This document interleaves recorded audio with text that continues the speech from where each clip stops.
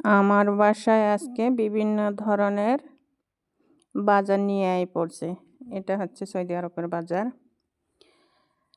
এই হচ্ছে কমপ্লেক্স নিয়ে আছে। আমার বাসার মধ্যে পোলাপান আছে 4টা, যার জন্য বিদেশের বাড়ি এমন একটা জিনিস, এমন একটা জায়গা, সেটা হচ্ছে ভালোবাসে সব অর্জন করতে হয়। এখানে জানি না হঠাৎ করে যে বাজারটা নিয়েছে, আর তো মাসে 2 বা 3 বারও বাজার করে, সেটা তো বলে বোঝানো যাবে না, সেটা নাই বা বলি।